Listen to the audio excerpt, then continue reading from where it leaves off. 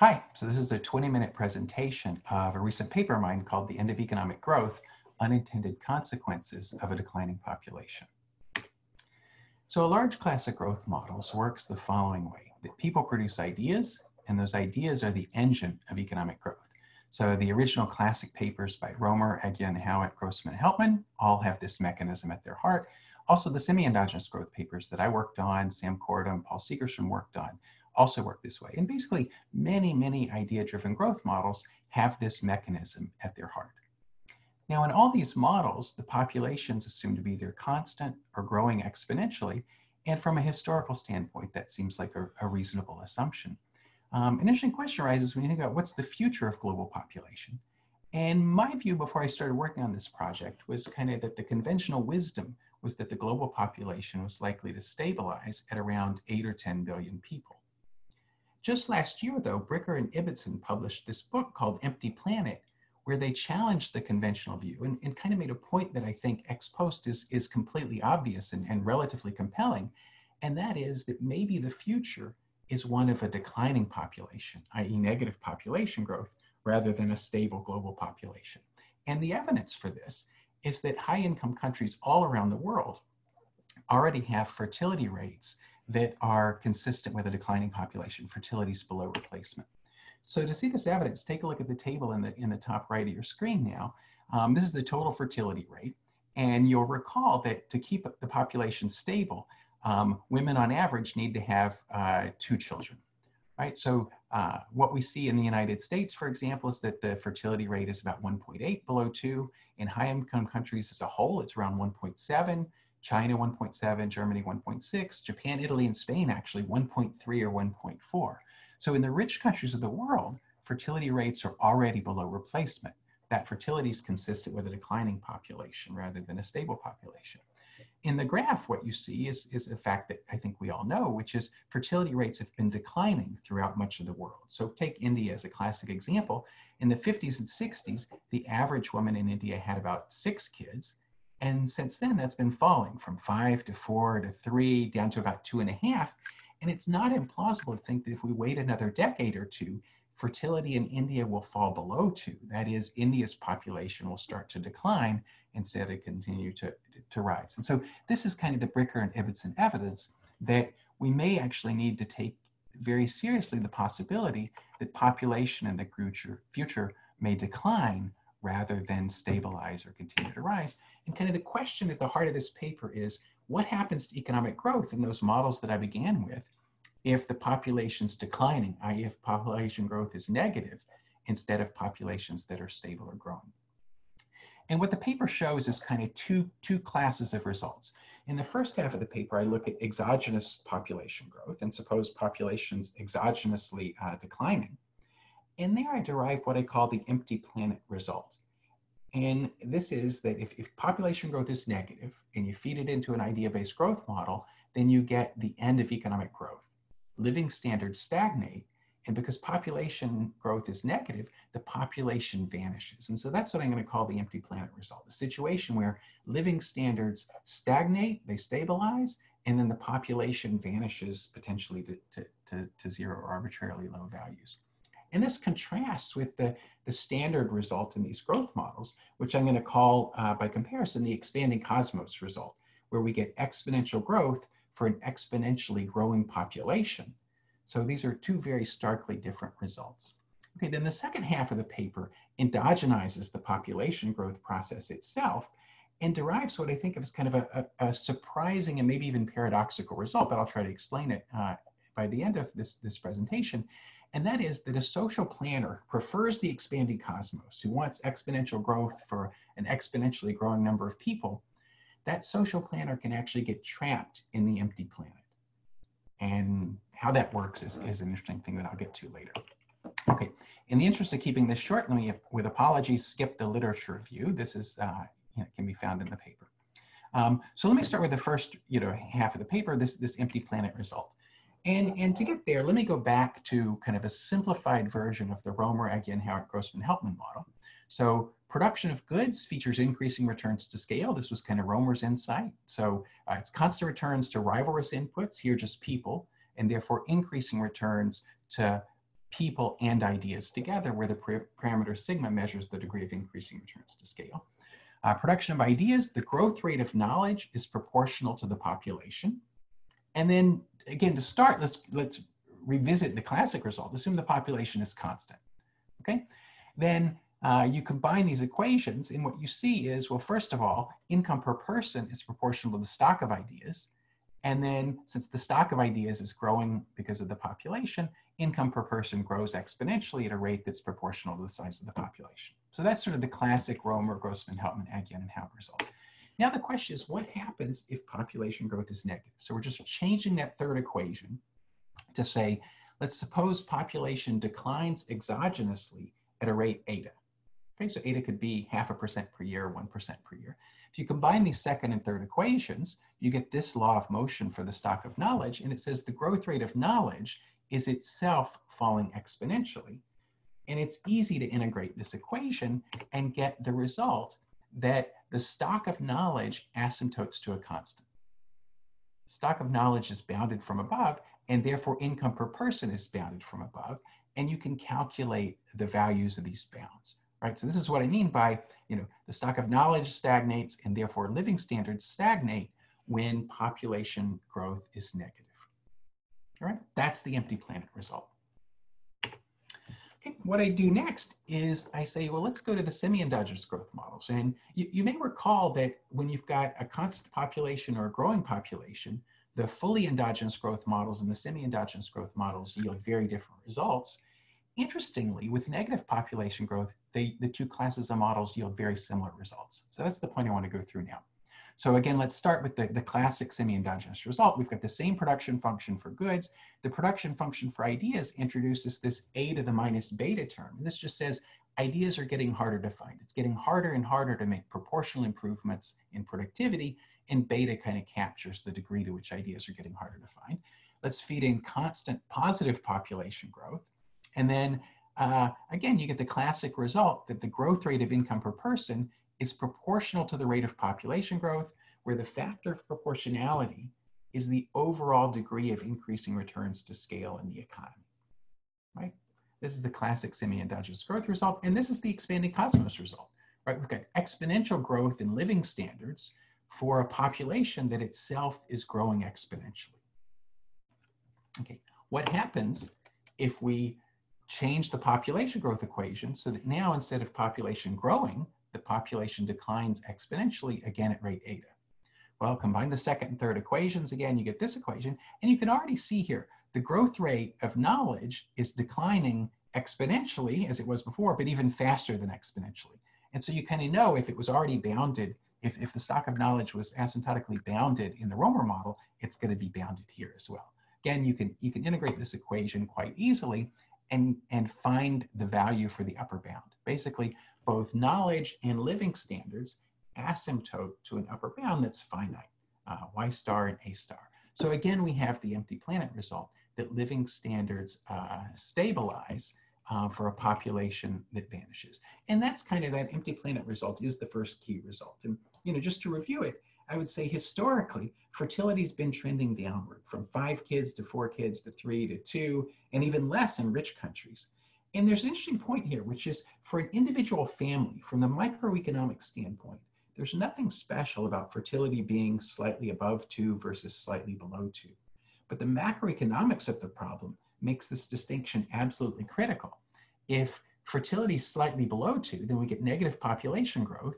And as I've just shown, that condemns us to stagnation on an empty planet. In contrast, if fertility is slightly above 2, then we get exponential growth in population, exponential growth in living standards, and we get the expanding cosmos result. Okay, so that's kind of the first result in the paper. All right, what I want to do next is shift to a model of endogenous fertility. Let's endogenize the population growth rate itself.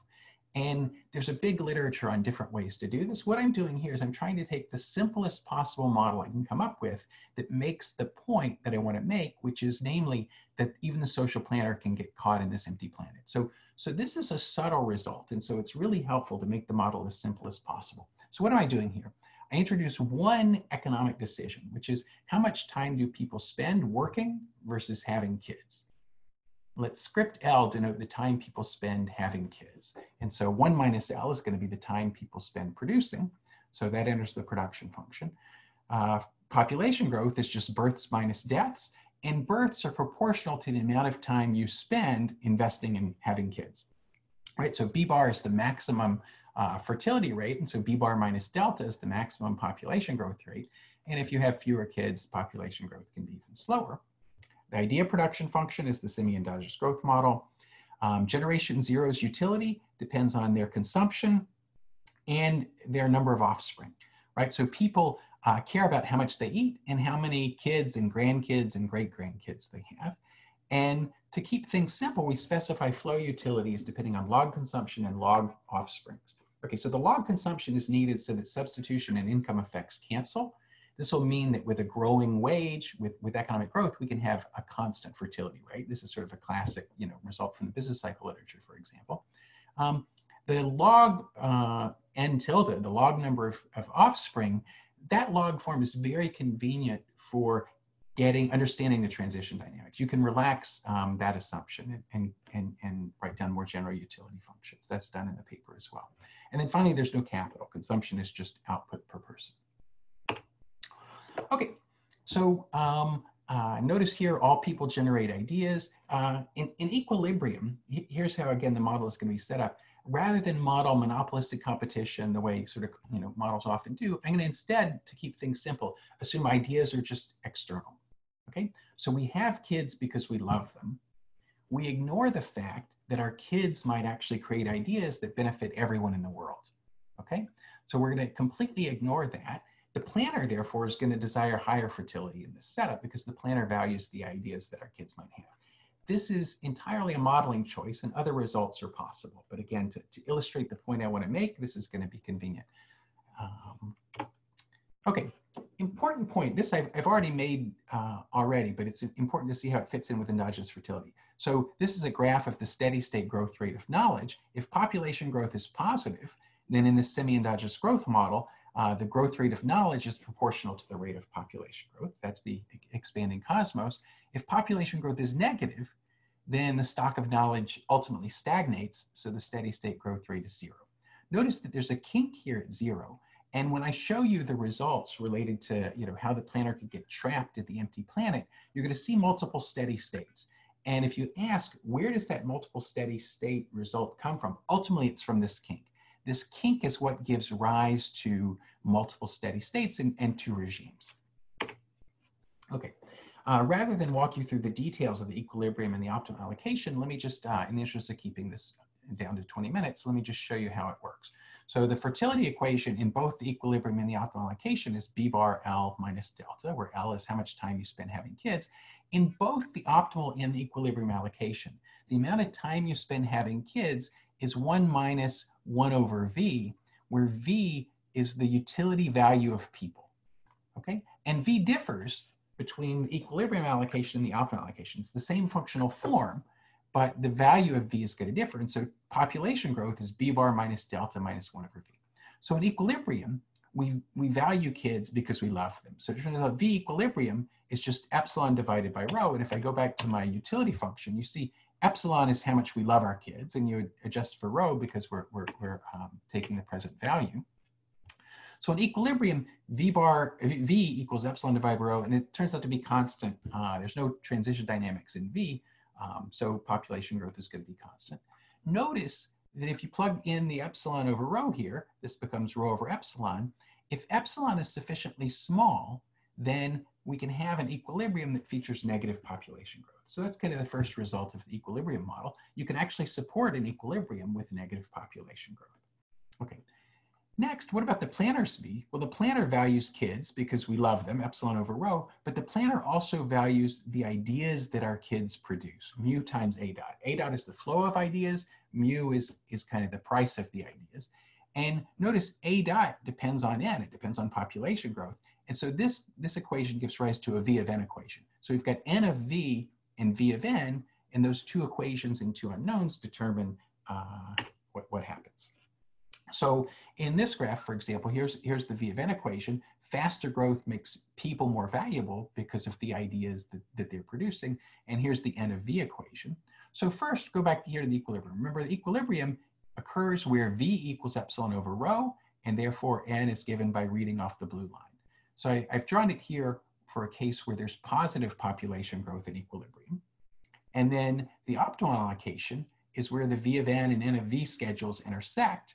And here this occurs at a higher population growth rate. So this is exactly what you'd expect from a model like this. The planner wants more kids because the kids produce ideas and the equilibrium ignores that. So the planner wants a higher population growth rate. And the planner wants a higher steady state in some sense than the equilibrium.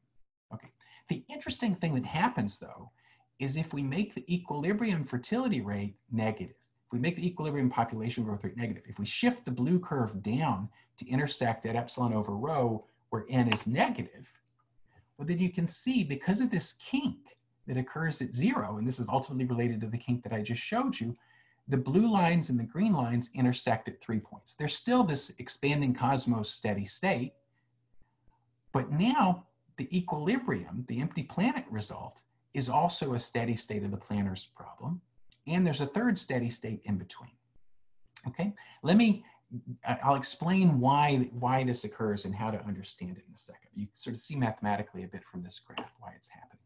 Okay, to understand, looking back at this picture, given we start somewhere, where does the economy go? Does it go to the expanding cosmos steady state? Does it go to the low steady state? What happens? For that, we need to look at the transition dynamics. And to solve the transition dynamics, the natural state variables here are the number of people and the stock of knowledge. But it turns out to solve for the transition dynamics, it's convenient to change the state, to redefine a new state-like variable, which is x, which is a to the beta divided by n to the lambda, which I'm going to, ignoring the exponents, refer to as knowledge per person. And now the state variables are population and knowledge per person. Why is this convenient? Well, notice that, with this definition, the growth rate of knowledge is just 1 over x. So you can see if x is constant, the growth rate of knowledge is going to be constant. So in any steady state, x is going to need to be constant. The key reason this is useful is that you can show that optimal fertility depends only on x and not on n, separate from x. And so this means we can solve things in a one-dimensional kind of problem rather than a two-dimensional problem, and that makes things just much easier to solve. Okay? All right. So to start with, let me show you the transition dynamics for the equilibrium. And these are all numerical results. So I'm picking parameters such that the equilibrium population growth rate is negative 0.5% per year. And notice on this axis, we've got knowledge per person, and on the vertical axis, we've got population growth.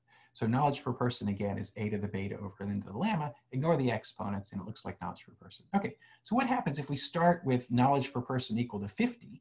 Well, the equilibrium wants negative population growth. So look at x. So a is rising and going to some asymptote. N is declining, so x is rising. So x continues to rise, and that actually happens forever, right? And remember, a dot over a is 1 over x. So a dot over a is going to 0 as x goes to infinity. And so the empty planet result is sort of an asymptotic result in this graph as x goes to infinity and fertility stays at negative 0.5%. What does the optimal allocation look like here? Well, first look at the high steady state, the expanding cosmos steady state. This is saddle path stable, meaning if you start off with 25 ideas per person or 400 ideas per person, no matter where you start, close to the expanding cosmos steady state, the planner wants to move there. Okay? Interestingly, though, there's this middle steady state, which is unstable and never reached, and then the empty planet steady state is also a steady state of the planner problem. So let me talk about each of these in turn. The middle steady state, again, I'm going to skip over. It turns out it's an unstable spiral. And so you actually never reach it. You can see it's unstable here. It's called a schema point technically. The paper discusses a lot of these technicalities. You get this jump, but the jump doesn't violate any first order condition because consumption never jumps on the path. You go one way or the other. Next, though, let me discuss the low steady state and why that's a steady state. And to see that, let's suppose we start with, on the equilibrium with x equals to 25. We start with 25 ideas per person, and we start at equilibrium. So population growth is negative. The planner, of course, would love you to move up here and go to the expanding cosmos steady state. But suppose we don't adopt the good policies. So we stay on the equilibrium path. Eventually we get to 400 ideas per person. The planner would still like you to jump up here and have higher population growth rates and go to the expanding cosmos steady state. The interesting thing that happens is suppose we keep waiting. Well, X keeps rising.